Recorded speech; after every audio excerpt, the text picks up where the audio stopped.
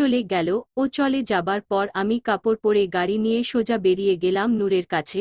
গিয়ে দেখি নূর দিবা নিদ্রা দিচ্ছে। ওকে উঠালাম ঘুম থেকে। প্রথমে নূর কিছুটা খতমত খেয়ে গিয়েছিল। কি ব্যাপার স্যার, হঠাৎ আপনি এ সময়ে? বিশেষ প্রয়োজনে এসেছি নূর।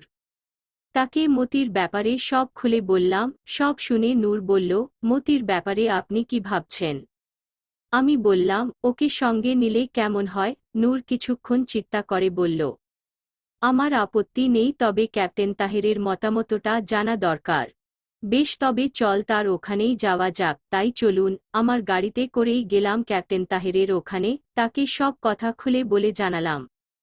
তাকে সঙ্গে নিতে আমার এবং নূরের কোন আপত্তি নেই। ক্যাপ্টেন তাহের আমাদের সাথে একমত হয়ে বললেন, ঠিক আছে, ও যদি বিশ্বাসযোগ্য হয় তবে তাকে সঙ্গে নেওয়া হোক। ফিরে এলাম পথে। নূরকে নামিয়ে দিয়ে পরদিন নির্ধারিত সময়ে আমি ও নূর চায়না ক্যাফেতে গেলাম মতির সাথে আলোচনা করতে। গিয়ে দেখি মতি আমাদের পৌঁছার আগেই আমাদের প্রিয় ডিশগুলোর অর্ডার প্লেস করে অপেক্ষা করছে। চায়না ক্যাফে তখন কোয়েটা শহরের একমাত্র চাইনিজ রেস্তোরাঁ। আমাদের বিশেষ পছন্দের আড্ডা মারার জায়গা।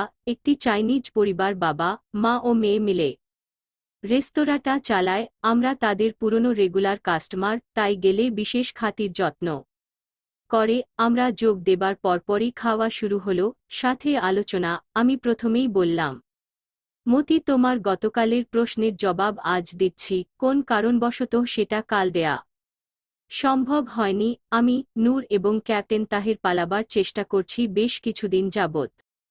চমন বর্ডার দিয়ে পালাবার চেষ্টা করেছিলাম, কিন্তু ইএমই বায়ালিয়ন এর ঘটনার পর সে পরিকল্পনা বাদ দিতে হয়েছে। এখনও চেষ্টা করছি ভাওয়ালনগর হয়ে রাজস্থান বর্ডার ক্রস করব।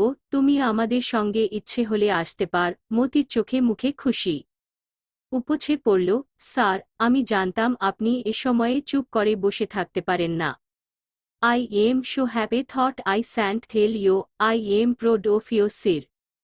আমি পকেট থেকে ছোট্ট একটা কোরআন শরীফ বের করে তার উপর হাত রেখে ওকে শপথ নিতে বললাম। ও কোরআন শরীফের উপর হাত রাখল। আমি বললাম, বলো, আমাদের পরিকল্পনা সম্পর্কে অন্য কোন ব্যক্তিকেই কিছু বলা চলবে না। কোন পরিস্থিতিতেই প্রয়োজনমত তোমাকে যে দায়িত্ব দেয়া হবে সেটা বিনা প্রশ্নে তুমি পালন করবে। অযাচিতভাবে পরিকল্পনা সম্পর্কে কৌতূহলবশত কোন প্রশ্ন তুমি করতে পারবে না। একে অপরের উপর সম্পূর্ণ বিশ্বাস রেখে সমস্ত সিদ্ধান্ত মেনে চলবে। আমার কথাগুলোর পুনরাবৃত্তি করল মতি। কোন জোরতা নেই, কোন দ্বিধা নেই। এভাবেই শেষ হলো আমাদের বৈঠক। আমার উপর দায়িত্ব দেয়া হয়েছিল সবচেয়ে শর্টকাট এবং গ্রহণযোগ্য পথ খুঁজে বের করা এবং সে পথের অপারেশনাল মাপ শেড জোগাড় করে তার উপর ওন ট্রস এবং এনিমি ট্রস পজিশন এবং ডাপ্লয়মেন্ট ট্রা জোগাড় করা। তাছাড়া কম্পাস, বাইনোকুলার এবং পার্সোনাল ওয়েপন্স জোগাড়ের দায়িত্বও আমাকেই নিতে হয়েছিল লোকাল অফিসার হিসাবে। এর সবগুলোই আমার রেজিমেন্টে বিস্তর রয়েছে, কিন্তু স্ল্যাশিয়েড ইটেমস হিসাবে অপারেশনাল পুরপোজি ছাড়া এগুলো স্টোর থেকে বের করার হুকুম নেই। ভাই, অন্য পথ খুঁজে বের করতে হলো। ম্যাপ জোগাড় করার জন্য ঠিক করলাম ইনফ্যান্ট্রি স্কুলের ইনটেলিজেন্স এর বাঙালি হাবিলদার শফিকের সাহায্য নেব। ছেলেটার সাথে কোর্স করার সময় বেশ ঘনিষ্ঠ হয়ে পড়েছিলাম। কোর্সে বাঙালি হয়েও ভালো রেজাল্ট করায় ও আমাকে বিশেষভাবে শ্রদ্ধা করত। ক্লাসের ফাঁকে ফাঁকে প্রায়ই ওর সাথে দেশ নিয়ে আলাপ হতো। ও অনেক কথাই বলতো আমাকে আপনজন ভেবে। বিশ্বাস করে, কোর্স করার সময় ও সবসময় আমাকে নানাভাবে সাধ্যমতো সহযোগিতা করত অত্যন্ত আন্তরিকতার সাথে। এ সম্পর্কের পরিপ্রেক্ষিতেই আমি ঠিক করেছিলাম, দেখা যাক না চেষ্টা করে ও আমাকে ম্যাপের ব্যাপারে কোন সাহায্য করে কিনা। একদিন ওকে খবর পাঠালাম আমার সাথে দেখা করতে। ও ঠিক এল আমার মেসে। নানা ধরনের আলাপ আলোচনা হলো দেশ সম্পর্কে। এক সময় আমি ওকে বললাম, শফিক, তোমার কাছে আমি একটি ব্যাপারে সাহায্য চাই, যদি ভরসা দাও তবে বলি। ও যেন কিছুটা লজ্জা পেল, বলল, স্যার, আপনি আমাকে লজ্জা দিচ্ছেন কেন? আমি আপনার কোন কাজে লাগতে পারলে নিজেকে ধন্য মনে করব? আসুনি, নির্দ্বিধায় বলুন কি প্রয়োজন আপনার। আমি যা চাইব সেটা সাধারণ কোন জিনিস নয় শফিক। বুদ্ধিমান তরুণ শফিক জবাব দিল, আপনি আমার কাছে কোন সাধারণ জিনিস চাইবেন না সেটা আমি বুঝতে পেরেছি, তবুও আপনি বলুন আমি আপনার জন্য কি করতে পারি। ম্যাপশিটের নম্বরগুলো তাকে লিখে দিয়ে বললাম, এগুলো আমার চাই। ম্যাপশিট নম্বরগুলো দেখেই বুদ্ধিমান শফিক হয়তোবা অচি করতে পেরেছিল আমার উদ্দেশ্য কি। আমার দিকে স্থির দৃষ্টি মেলে চুপ করে বসে থাকল শফিক। কি যেন পরখ করে খুঁজে দেখছিল আমার মাঝে। ওকে চুপ করে থাকতে দেখে আমি বললাম, হ্যাঁ, আমি পালিয়ে যাবার চেষ্টা করছি, তাই এই ম্যাপশিটগুলো আমার প্রয়োজন। আমার কথা শুনে ও বলল, কিন্তু স্যার, জানি শফিক তাতে যথেষ্ট ঝুঁকি রয়েছে। ব্যাপারটা ফাঁস হয়ে গেলে তোমার শাস্তিও হতে পারে। তাই যা কিছুই করার সিদ্ধান্ত তুমি নেবে সেটা ভেবে চিন্তে স্থিরভাবেই তোমাকে নিতে হবে। এই ঝুঁকি নেবার ব্যাপারে আমার তরফ থেকে কোন বাধ্যবাধকতা নেই। তবে আমার অনুরোধ, এই ঝুঁকি তোমার পক্ষে যদি নেওয়া সম্ভব না হয় তবে তুমি অন্য কাউকে আজকের আলোচনা সম্পর্কে কিছু বলবে না। আশা করি তুমি অনুরোধ রক্ষা করবে। হাবিলদার শফিক আমার মুখের দিকে নির্বাক দৃষ্টিতে চেয়েছিল। কথা শেষ হতেই সে আমাকে আবেগে জড়িয়ে ধরে বলল, স্যার, আপনি আমাকে বিশ্বাস করেছেন। আল্লাহকে সাক্ষী রেখে বলছি, এ বিশ্বাসের অবমাননা জান থাকতে হতে দেব না। কাল বিকেল 5টায় থোকা বাজারে আমার সাথে আপনি দেখা করবেন। দেখি আমি আপনার জন্য কি করতে পারি। পরদিন বিকেল 5টায় আমি থোকা বাজারেই নির্দিষ্ট স্থানে হাবিলদার শফিকের জন্য অপেক্ষা করছিলাম। প্রতিটি মুহূর্ত কাটছিল চরম উত্তেজনায়। 5 মিনিট, 10 মিনিট হয়ে গেল, 5টা বেজে শফিকের দেখা নেই। শফিক কি তবে আসবে না? কোন অঘটন ঘটল না তো? নাকি মুখের উপর না বলে আমাকে বিব্রত না করে আজ না এসে বুঝিয়ে দিল এই কাজ তার পক্ষে করা সম্ভব নয়। চুপচাপ দাঁড়িয়ে লোকজনের আসা যাওয়া দেখছিলাম আর নানা ধরনের কথা ভাবছিলাম। 5টা 20 হয়ে গেল, ভাবলাম শফিক আর আসবে না। চলে যাবার জন্য পা বাড়িয়েছি, হঠাৎ দেখি ত্রস্ত পায়ে শফিক হাঁপাতে হাঁপাতে ছুটে আসছে আমার দিকে। বাম হাতে একটি ঝোলা, ডান হাত উঁচু করে আমাকে ইশারায় তার আগমন বার্তা জানাচ্ছে। অল্প সময়ের মধ্যেই লোকের ভিড় ঠেলে ও আমার কাছে এল। ওকে দেখে খুশি হয়ে উঠল মন। স্যার, সরি, একটু দেরি হয়ে গেল, ট্যাক্সি পাচ্ছিলাম না। হাঁপাতে হাঁপাতে বলল শফিক। বললাম, চলো কোথাও বসা যাক। মার্কেটের মধ্যেই সান্থি কাবাবের দোকানে গিয়ে বসলাম। জনে ইন্টার ইউনিট ম্যাচ ছিল আজ। দারুণ খেলা হয়েছে। তারপর 1 ঘন্টা হেভি এক্সারসাইজ করাই বেশ খিদে পেয়েছিল।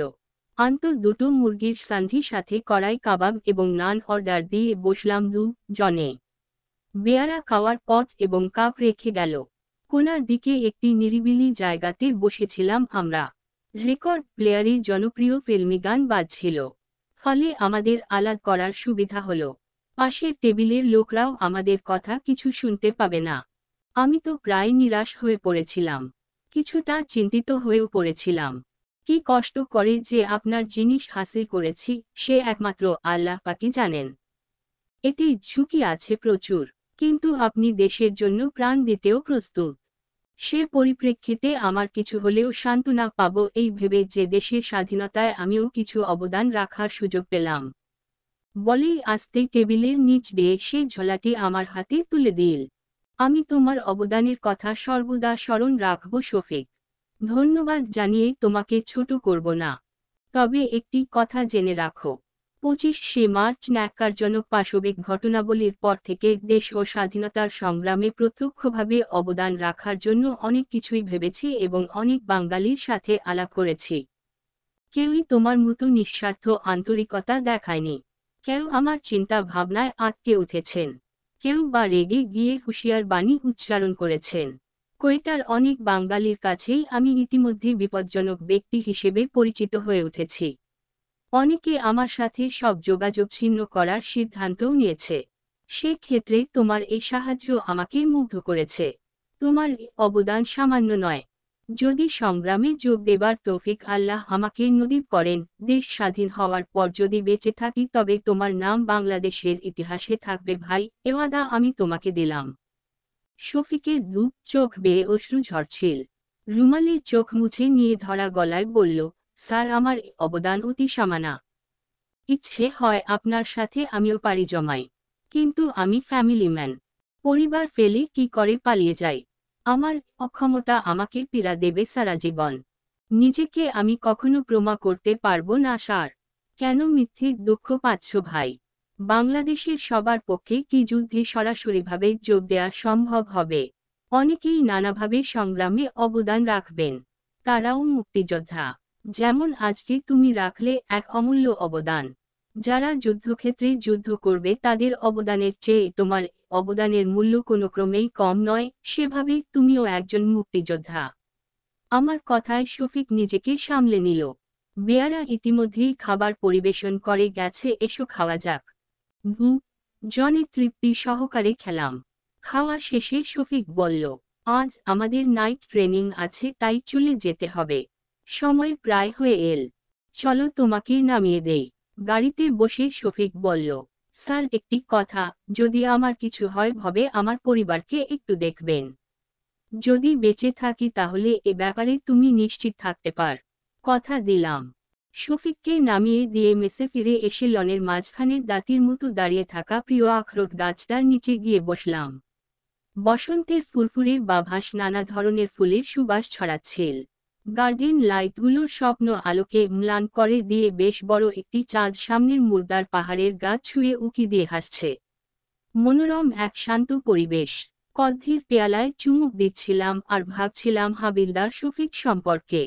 বেঙ্গল রেজিমেন্টের মেজর মালিক তখন পর্যন্ত ব্রিগেড মেজরের দায়িত্ব পালন করছিলেন। তার ব্রিগেডের অপারেশনাল এরিয়ার আওতায় পড়েছে ভাওয়ালনগর ফোর্ট আব্বাস সেক্টর। ভাওয়ালপুর হয়ে ভাওয়ালনগর। সেখান থেকে ফোর্ট আব্বাসের পথে ছোট স্টেশন হারুনাবাদ।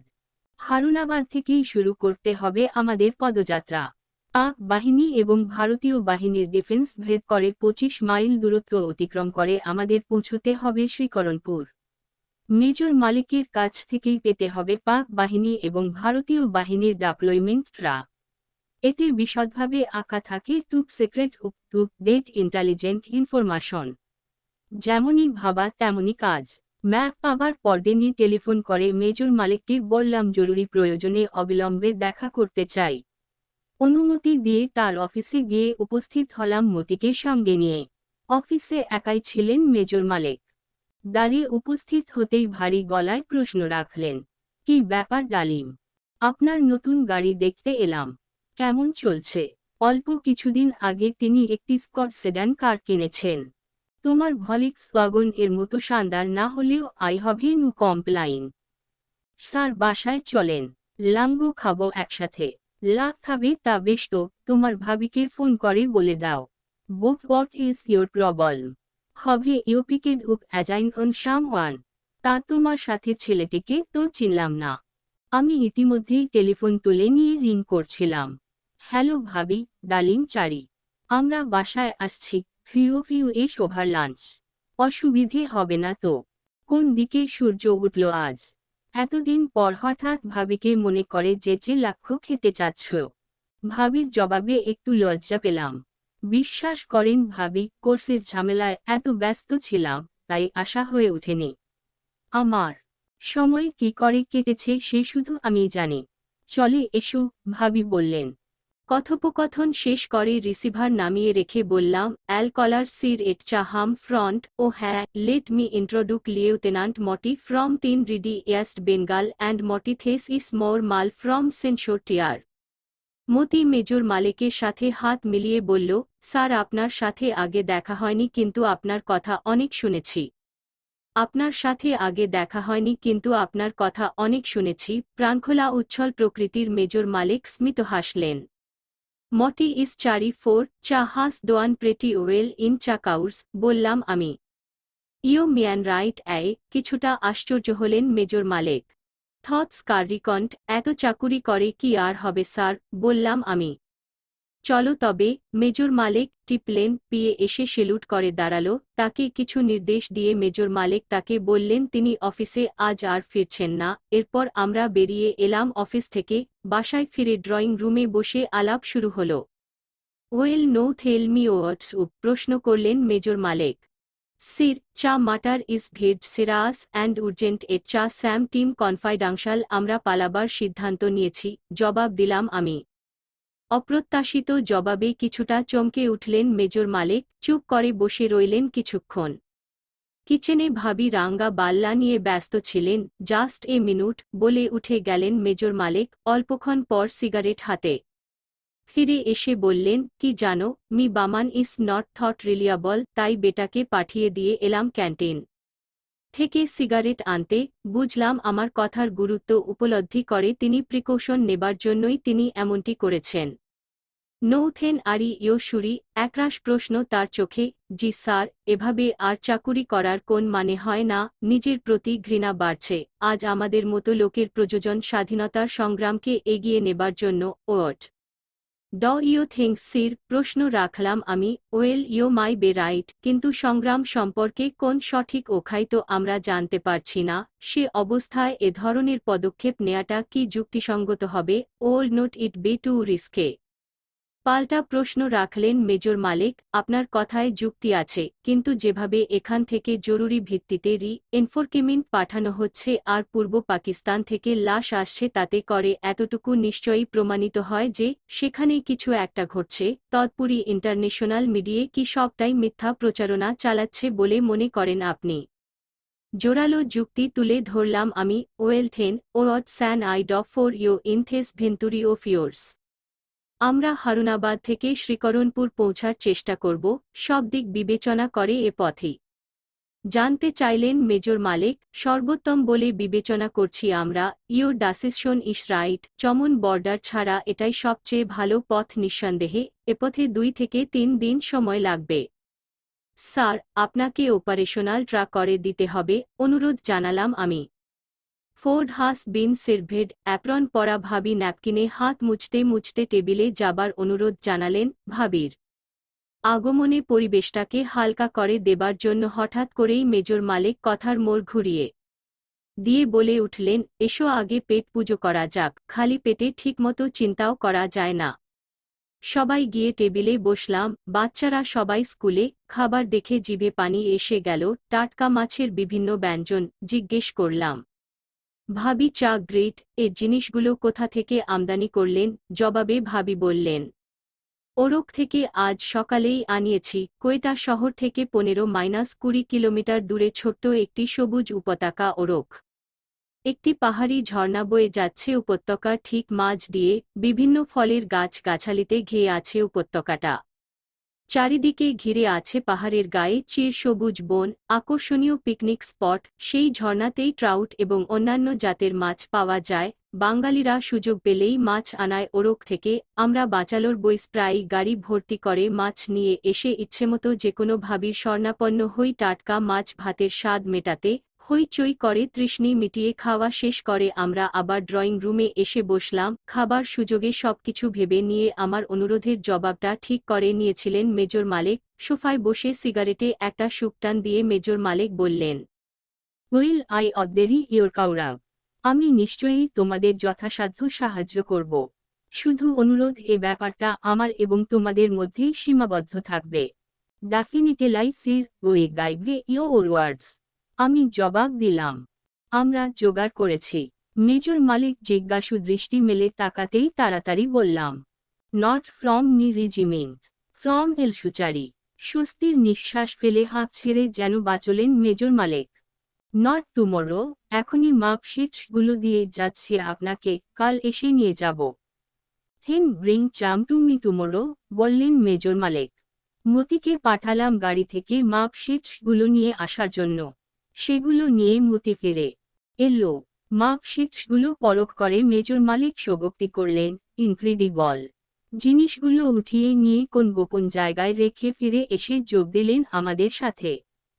আমরা ভাবে আজ উঠি sir, still a lot to be done. বুঝেছি। কি জানো ডালিম, তোমাদের মতো দেশপ্রেমিকদের প্রচেষ্টায় বাংলাদেশ স্বাধীন হবে নিশ্চয়ই, ইনশাল্লাহ। ইচ্ছে হচ্ছে আমিও তোমাদের সাথে পালিয়ে যাই, কিন্তু সেটা সম্ভব নয়। পরিবারের দায়িত্ব বাধা হয়ে আছে। ও ক্যান আই লিভ চাম অ্যান্ড গো? ভারী গম্ভীর গলায় কথাগুলো বলছিলেন মেজর মালিক। আপনি ঠিকই বলেছেন স্যার, কিন্তু আমাদের সাহায্য করে আপনি তো কম অবদান রাখলেন না স্যার। সেভাবে বিচার করলে আপনিও তো একজন মুক্তিযোদ্ধা। আমরা বেঁচে থাকলে আপনার এই অবদানের কথা দেশবাসী জানবে। বিশ্বাস করেন স্যার, আপনি একমাত্র সিনিয়র অফিসার যার কাছ থেকে আন্তরিকতা, সহানুভূতি ও সহযোগিতা পেলাম। বাকি সবাইকে চেনা হয়ে গেছে। অ্যাল আরি পোপার ফিয়ার্স, তারা ভীতু, স্বার্থপর। মুখে মুখেই